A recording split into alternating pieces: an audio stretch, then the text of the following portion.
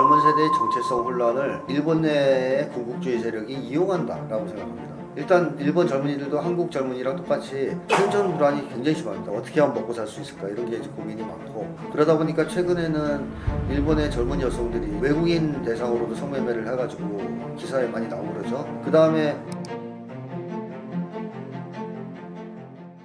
일본이 다시 극단적으로 보수적이고 배타적인 방향으로 움직이고 있는데 이것이 일본 사회가 불안하기 때문인가요?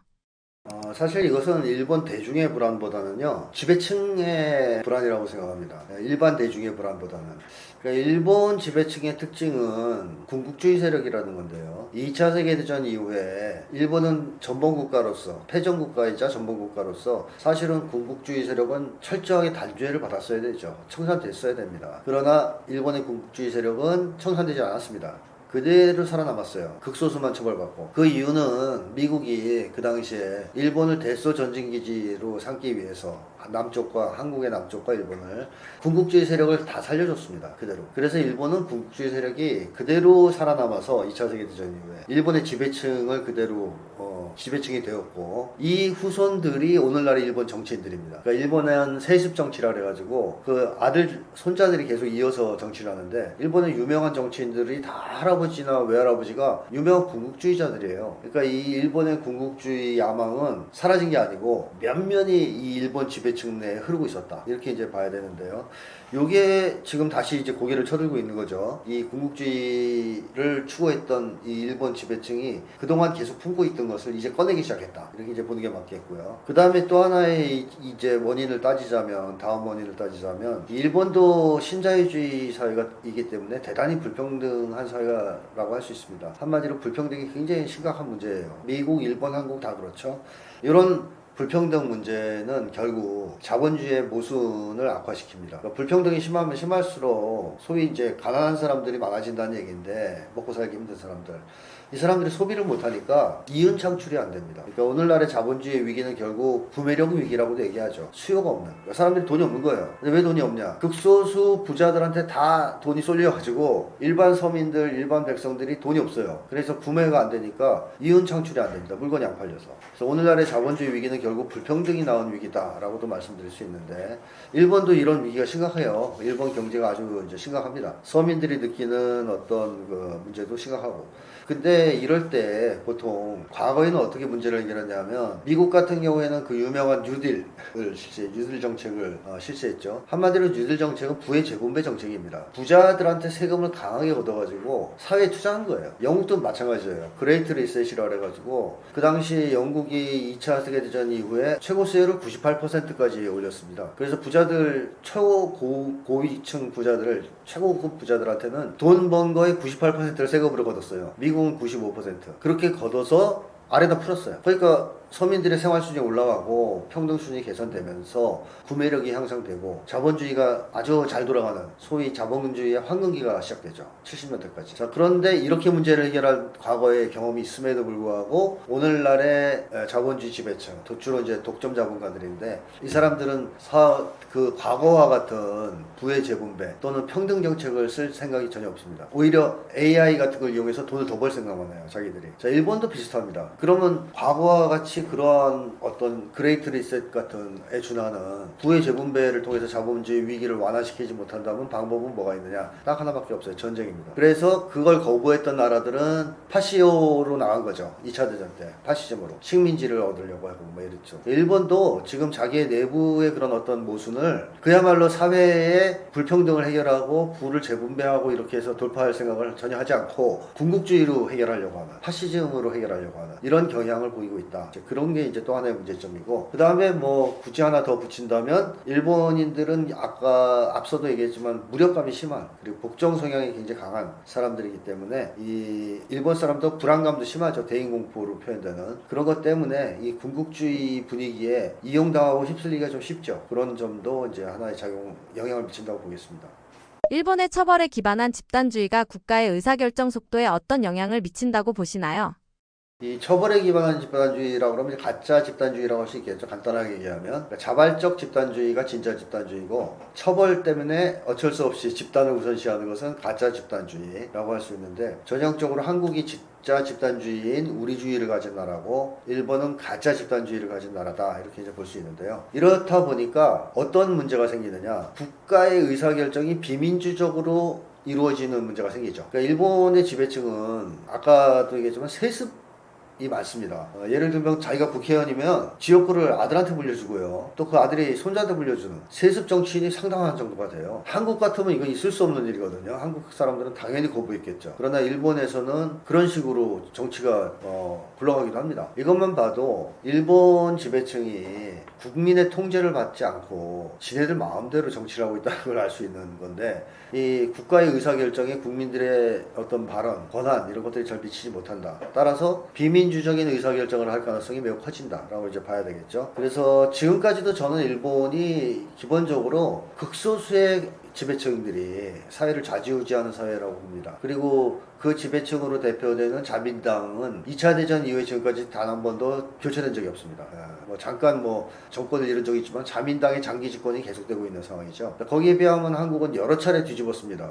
그럼에도 불구하고 문제가 많은 건데 일본은 한 번도 뒤집지 못했으니까 비민주적 의사결정은 계속될 수밖에 없다라고 보고, 또 하나 이게 문제가 되는, 가짜 집단주의가 문제가 되는 것은 일본인들의 이 권력에 대한 복종 성향, 지배층에 대한 복종 성향을 계속 강화하면서 국가가 결정하는 것에 대해서 좀 나쁘게 얘기하면 맹목적으로 따른다 그럴까요? 너무 지나치게 그냥 순종한다 그럴까요? 그런 경향이 있어요. 그래서 그것이 일본의 의사결정에도 굉장히 안 좋은 영향을 미칠 수밖에 없다. 잘못된 것은 안 하고 그래야 되지 않습니까? 근데 그런 것이 좀 없다는 거죠. 요거는 어려서부터도 그런 차이가 나타나는데, 외국인들이 일본과 한국을 비교한 얘기를 쓴 것들을 보면 어떤 한 외국인이 일본에서 아이들을 보니까 어른들이 얘기하면 거의 하나와 같이 네 알겠습니다 하면서 어른 말 잘 듣더라는 거예요. 칼같이. 그래서 이 사람이 한국도 똑같은 아시아권이고 그러니까 유교문화고 그러니까 애들이 비슷하겠지라고 생각해서 한국에 왔는데, 똑같은 상황인데 어른들이 뭘 시키면 한국 아이들은 왜요? 그런다는 거예요. 왜요? 왜 그래야 되는데요? 한마디로 좋게 얘기하면 주체성이 강한 거고, 나쁘게 얘기하면 싸가지가 없는 거죠. 그러니까 이 외국인이 깜짝 놀란 거예요. 똑같은 발은 없나라인데 일본 아이들의 태도는 굉장히 복종적인데 한국 아이들은 그렇지 않다는 거죠. 의문이 있으면 물어본다는 거예요. 왜 그래야 되느냐? 내가 왜 그걸 왜 해야 되냐? 무조건 어른 말을 따르지 않는다는 건데요. 자, 이거는 아주 어릴 때부터 한국인들이 복종 성향을 아이들한테 강요하지 않는다는 걸 보여준 겁니다. 그래서 그게 한국에서부터 계속 존중되기 때문에 어느 정도는 나이가 들어서도 민족적 차이가 나타나는 거죠. 근데 일본은 전반적으로 어려서부터 이 복종을 좀 체질화한다 그럴까요? 그게 너무 많습니다. 그러다 보니까 한국에선 상상할 수 없는 정말 충격적인 사건도 많이 일어나요. 조직 내에서 조직적으로 성상납을 요구했던 방송국 사건, 이런 것도 터지는 나라가 일본입니다. 일본의 MZ세대는 기존 세대와 어떻게 다른가요? 규칙 중심의 전체주의나 보수적인 분위기가 변하고 있나요? 아무래도 나이 든 세대에 비해서는 좀 낫습니다. 왜냐하면 과거에 비해서 이 강압주의가 좀 적어져가지고, 개인주의 성향이 강한 거는 맞지만 과거 일본인들은 그럼에도 불구하고 전체주의 성향, 즉 가짜 집단주의가 강한 사람들인데, 일본 젊은 세대는 그 가짜 집단주의가 좀 약해요. 그러니까 개인주의에 좀 더 가까워졌어요. 전형적인 개인주의에. 그런 점에서 과거보다는 좀 낫다라고 볼 수가 있겠는데, 그렇지만 이게 상대적으로 비교해 볼 필요가 있는데요. 한국에 비하면 여전히 일본의 젊은 층도 규칙 중심성이 강합니다. 그러니까 그거는 민족성과 좀 연관이 있기 때문에 이게 하루아침에 생겼다 없어졌다는 게 아니지 않습니까? 그렇기 때문에 젊은 층들도 여전히 일본은 어느 정도는 규칙 중심, 또 전체주의 성향, 복종 성향 이런 것들이 좀 강한 편이다, 이렇게 이제 볼 수 있겠고, 한국도 젊은 세대가 비하면 우리주의라든가 그런 게 좀 약해요. 많이 이제 서구화되고 개인주의화되면서. 그럼에도 불구하고 일본과 비교해 보면 굉장히 우리주의가 강한 게 한국의 젊은이들이에요. 그러니까 예를 들면 한 가지만 예를 들면, 일본 젊은이들은 게임을 해도 집에서 혼자 하는 콘솔 게임이라 그럽니까? 혼자서 TV에다 꽂아놓고 하는 거, 게임을 좋아합니다. 혼자 다 깨는 거. 한국의 젊은이들은 모여서 하는 게임을 합니다. 그래서 한국의 게임 시장은 아주 독특하죠. 그렇게 개인 위주의 게임하는 거는 거의 안 팔리고 모여서 집단적으로 게임하는 것만 잘 돼요. 그러니까 이런 이제 특징은 한국의 젊은이들이 개인주의화가 되긴 했지만, 그럼에도 불구하고 일본 같은 나라와 비교해 봤을 때는 상당히 여전히 집단적이다, 우리주의가 강하다, 이런 걸 이제 보여주고, 또 이번에 촛불 항쟁에 또 젊은이들이 대거 참여한 것도 한국 젊은이들이 젊은이들이 아무리 뭐 이제 개인주의화되고 정치에 무관심해졌다 해도 여전히 마음속에 우리주의가 있다라는 것을 보여주는 또 사례라고 봅니다. 일본 내 우익 세력의 확산과 젊은 세대의 혼란이 동시에 나타나는 것에 대해 어떻게 생각하시나요? 저는 오히려 거꾸로라고 봅니다. 그러니까 젊은 세대의 정체성 혼란을 이 일본 내의 군국주의 세력이 이용한다라고 생각합니다. 젊은 세대가 지금 겪고 있는 고통을 몇 가지 얘기하자면 일단 일본 젊은이들도 한국 젊은이랑 똑같이 생존 불안이 굉장히 심합니다. 생존 공포가. 개인이 혼자서 자기 생존 문제를 해결해야 되는 사회다 보니까 일본도 이 고립적 생존 불안이라고 제가 말하는 그런 생존 불안이 굉장히 심해요. 그래서 어떻게 하면 먹고 살 수 있을까 이런 게 이제 고민이 많고 그러다 보니까 최근에는 일본의 젊은 여성들이 성매매에 나서서 외국인 대상으로도 성매매를 해가지고 기사에 많이 나오고 그러죠. 그 정도로 지금 일본도 생존 문제가 심각하거든요. 그런 게 일단 있고 그 다음에 그야말로 정체성 혼란.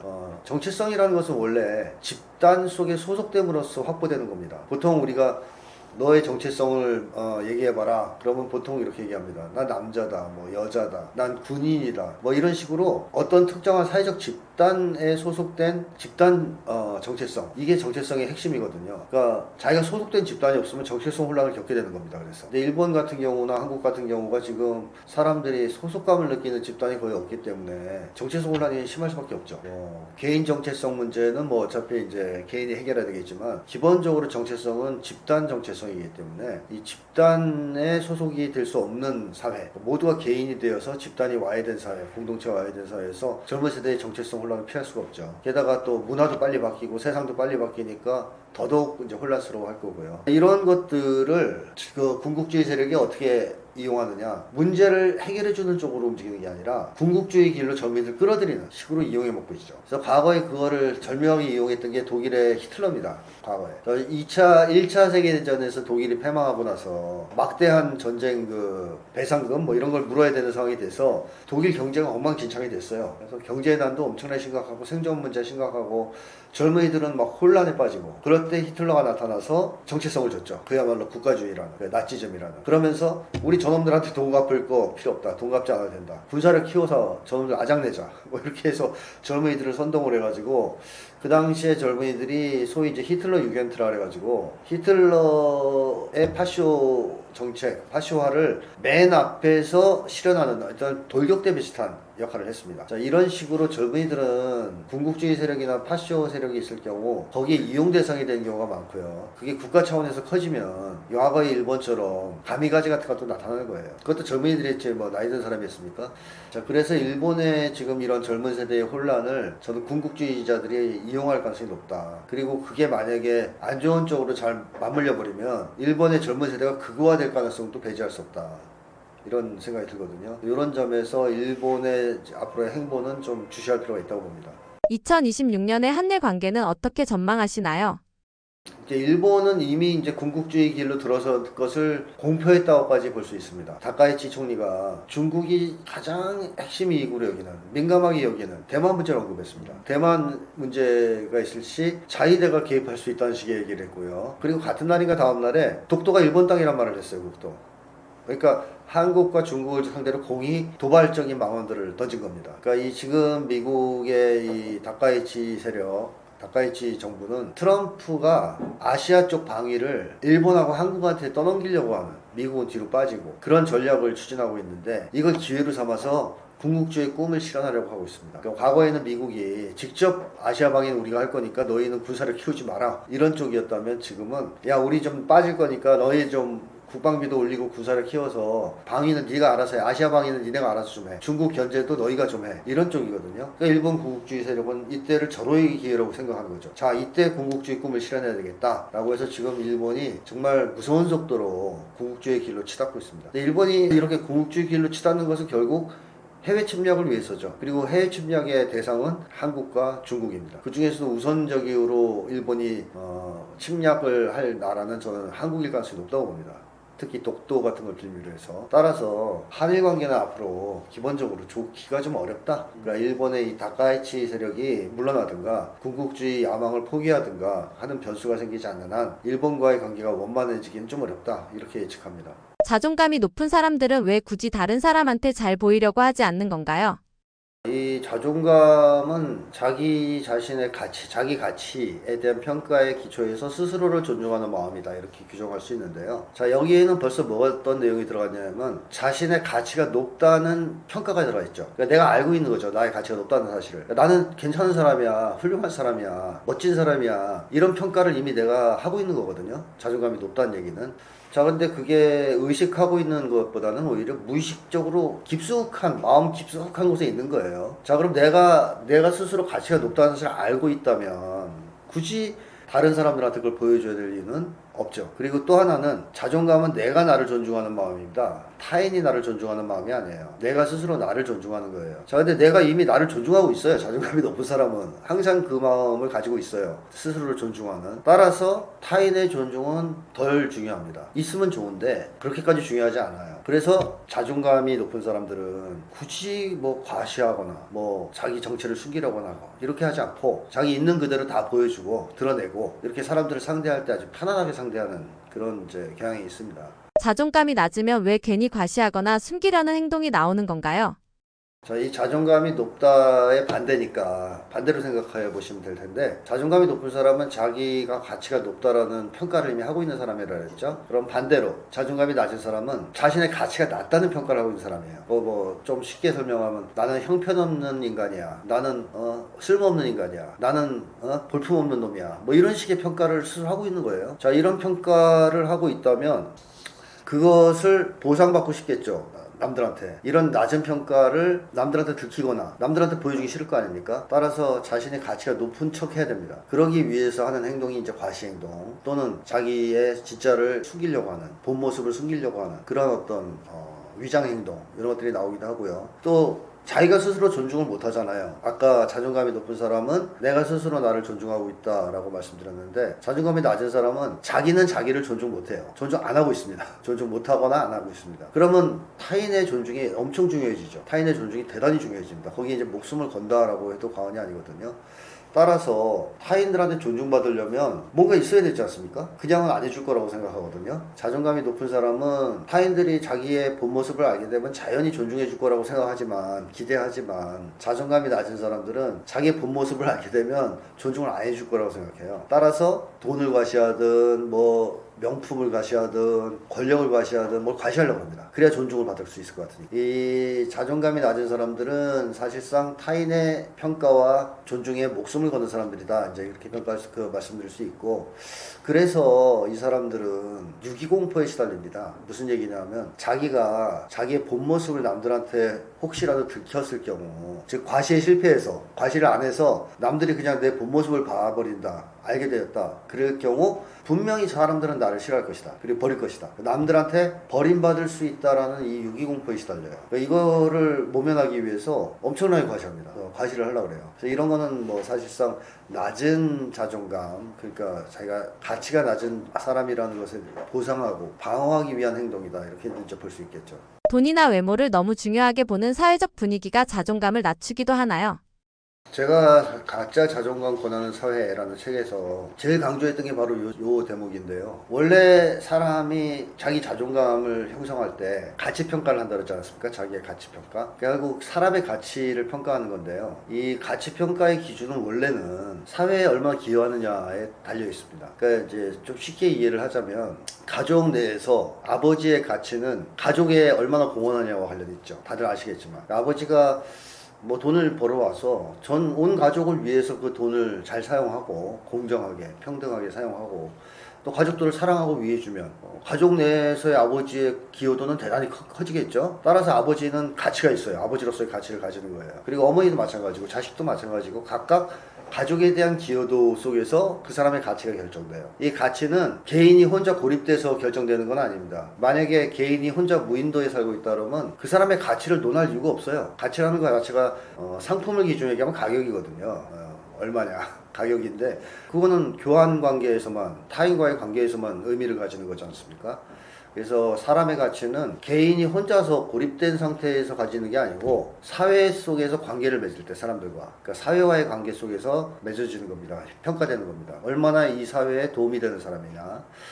자, 그렇게 봤을 때 절대 다수 한국 사람들은 사실상 사회에 도움되는 일을 하며 살아가고 있습니다. 그러니까 사회에 해를 끼치며 살아가는 사람들은 극소수예요. 대부분의 한국 사람들은 이래저래 한국 사회, 이 사회 공동체에 기여하면서 살아갑니다. 따라서 자기의 가치를 아주 높게까지는 아니더라도 낮게 평가할 이유가 없어요. 자기가 가치가 있는 인간이라는 평가를 할 수밖에 없는, 해야 되는 그런 사람들인데, 문제는 여기서 생기죠. 한국 사회가 과연 사회에 기여하는 정도로 그 사람의 가치를 평가해 주느냐, 아니면 돈, 뭐 권력, 외모, 학력, 이런 세속적인 기준, 사회적 지위 같은 뭐 이런 거로 평가해 주는 사회냐 했을 때, 한국 사회는 사실상 사람의 가치를 거의 뭐 돈으로 평가하는 사회다라고 해도 틀린 말이 아니죠. 이렇게 되면 어떤 문제가 생기냐, 절대 다수의 한국인들, 사회에 기여하면서 살아가는 한국인들, 즉 원래대로 치면 자기의 가치를 긍정적으로 평가하고 자존감을 가져야 마땅한 사람들이 돈으로 자기 평가를 하게 됩니다. 자기의 가치를. 근데 그렇게 평가했을 때 자기가 돈이 많다, 그래서 가치가 높다 라고 평가할 수 있는 사람이 대단히 극소수라는 겁니다. 매우 적다는 거죠. 대부분의 한국인들은 자기가 돈이 없다고 생각해요. 그래서 자기의 가치를 높게 평가하지 못합니다. 그러면 자존감은 생길 수 없죠. 자기 스스로를 존중하는 마음이 생길 수 없습니다. 그래서 한국 사회에서의 이 자존감 문제, 자존감 손상이나 자존감 하락, 이런 문제는 저희가 볼 때는 각 개인의 문제가 아니라 한국 사회의 문제라고 생각합니다. 한국 사회가 정말로 사람의 가치를 사회에 기여하는 정도로 평가해주는 그런 건강한 사회라면 자존감 문제가 있는 사람은 많지 않을 겁니다. 근데 오늘날의 한국 사회는 사람의 가치를 잘못된 기준으로 평가하기 때문에 사람들이 다들 자존감 문제에 시달리고 있다, 이런 거죠. 그래서 요즘엔 농담으로 그런 얘기까지 하지 않습니까? 옛날에는 예수가 나왔던 사람들이 그 사람이 사회적 기여도 때문에 높게 평가하고 추앙했지만 오늘날 나오면 아무도 따르지 않을 것이다, 돈이 없어서.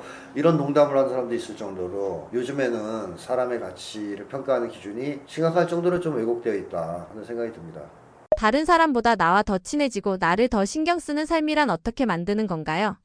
나랑 친해지고 뭐 나를 더 존중하고 더 위하는 거는 결국에는 타인 쪽으로 쏠린 관심 또는 어떤 욕망, 그러니까 타인으로부터 나는 좋은 평가를 받아야 되고 칭찬받아야 되고 사랑받아야 되고, 이 욕망에서 해방되는 것과 비례한다고 저는 생각해요. 그러니까 의도적으로 나를 위해서 뭔가를 해봐야지라고 하다가 보면 이기주의자가 될 수가 있거든요. 근데 이기주의는 또 바람직하지 않죠. 그래서 자연스럽게 자기를 존중하고 사랑하고 그러는 마음이 중요한 건데, 그거는 결국 마음의 균형이 잡혀야 된다고 생각합니다. 즉 외부의 평가나 시선에 지나치게 신경 쓰지 않는, 그걸 또 완전히 무시하는 사람도 정상은 아니죠. 그래서 그것도 고려하되 기본적으로 외부의 의존성을 좀 낮추고 자기 자신도 중요하게 여길 줄 아는 그러한 건강한 심리를 가지는 것이 결국 자기와 친해지고 자기를 잘 알게 되고 자기를 사랑하게 되는 지름길이다, 이렇게 생각이 들거든요. 그래서 혹시 내가 너무 다른 사람들 눈을 의식하면서 살고 있는 거 아니냐, 그래서 내가 나에 대해서는 오히려 모른다든가 나를 잃어가고 있다든가 이런 문제가 있다면 저는 우선적으로 그 문제부터 해결해야 된다고 생각해요. 다른 사람들에 대한 지나친 민감성, 다른 사람들의 시선에 대한 지나친 의존, 이런 것들부터 해결해야 된다. 그것도 분명히 심리적 문제가 있을 테니까 그런 말씀을 드리고 싶네요. 내 안에 좋든 나쁘든 있는 그대로를 받아들이는 게 자존감 회복의 시작인 건가요?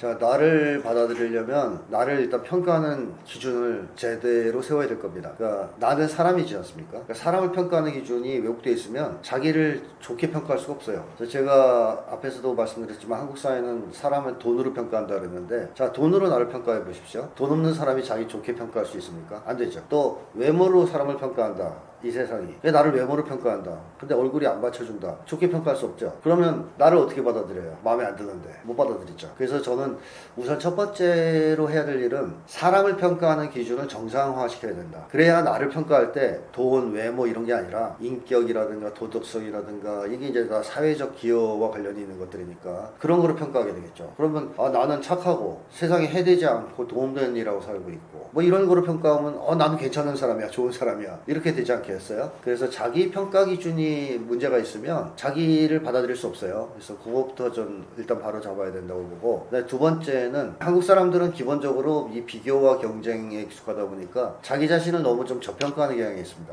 특히 이제 돈으로 평가하다 보면 이제 더 그런데 자꾸 저평가해요, 실제보다. 근데 저는 과대평가도 안 좋다고 생각하니까 과대평가를 하는 뜻이 아니고 있는 그대로의 객관적 평가는 해야 되거든요. 근데 자꾸 저평가하는 경향이 있어요. 그래서 대부분의 한국인들이 저는 상당 정도 자기를 저평가하고 있다고 보기 때문에 그 자기에 대한 객관적 평가를 할 필요가 있다. 있는 그대로 일단 봐야 된다. 그래야 받아들인지 맞을지 잠깐 아닙니까? 일단 나의 모습을 잘못 이해하고 있다면, 잘못 평가하고 있다면 받아들이는 것 자체가 문제가 있죠. 설사 받아들인다 하더라도. 자, 그것까지가 된다면 그 다음에는 이제 자기 수용과 사랑의 문제가 필요하다. 그래서 내가 평가를 해보니까 내가 100점 만점에 한 70점 정도 되네. 그래서 기분 나빠서 싫어. 이렇게 하면 안 되고요. 뭐 70점? 이 정도면 뭐 괜찮지. 더 노력해서 올리면 되지. 이런 관점에서 받아들여야 되고, 자기를 이렇게 이해하다 보면 자기 장점도 있겠지만 단점도 있어요. 그러면 장점만 받아들이고 단점만 안 받아들이려고 하면 안 됩니다. 이 다 받아들여야 됩니다. 있는 그대로. 그게 이제 자기 수용 아니겠습니까? 사람은 누구나 다 일장일단이 있기 때문에 제가 손흥민하고 비교하면 축구를 훨씬 못하죠. 축구 실력이 떨어집니다. 그건 어떻게 보면 열등감을 느낄 수 있는 대목이죠. 근데 거꾸로 심리학 이론의 실력을 비교하자면 제가 우수하겠죠. 그러니까 이렇게 손흥민하고 저를 비교했을 때 제가 더 우수한 것도 있고 제가 부족한 것도 있고 그렇습니다. 열등한 것도 있고. 그러면 사람마다 다 이렇게 장단점이 있구나라고 생각해서 나의 장점 단점을 다 받아들여야 되거든요. 근데 사람들은 단점이 있으면 안 되는 것처럼 생각하면서 그런 단점이 있다는 이유로 자기 수용을 거부하고 자기 사랑을 안 하는 경우가 있는데, 저는 그건 잘못이다. 그래서 일단 자기를 공정하게 잘 평가한 다음에 객관적으로, 그 다음에 있는 그대로 다 수용하고 또 사랑하고, 만약에 부족점이 있다면 노력하고 그럴 필요가 있다고 생각합니다. 네, 안녕하십니까. 저는 심리연구소와 함께 소장을 맡고 있는 심리학자 김태형입니다. 반갑습니다. 마지막으로 하고 싶은 말은, 지금 세상이 아주 빠른 속도로 변화하고 있고, 얼마 전에 한미 간의 어떤 사실상 협상이라고 하지만 본질적으로는 미국에 의해서 약탈을 당하는 그런 어떤 추격적인 사건도 있었고, 또 앞서 말씀드렸듯이 일본은 군국주의 길로 치닫고 있고, 이런 식으로 세상이 정말 급변하고 있습니다. 근데 이럴 때일수록 우리가 중심을 잘 잡고 이 어려움을 슬기롭게 이용해서 우리가 지금까지 가져왔던 여러 가지 문제점들을 해결하고 더 나은 세상으로 나갈 수 있는 그런 지혜를 만들어내고 마음을 합쳐야 될 중요한 시기라고 생각이 됩니다. 그래서 많은 분들이 그런 쪽으로 같이 노력을 하셨으면 좋겠고, 제가 그 한국 사회의 근본적인 개혁과 관련해서 곧 12월쯤에 정의와 관련된 책이 하나 출간이 됩니다. 거기서도 제가 우리 한국 사회가 어떤 문제점을 가지고 있고 어떻게 개혁되어야 되는가에 대해서 여러 가지 얘기를 하고 있는데, 많은 관심 부탁드립니다.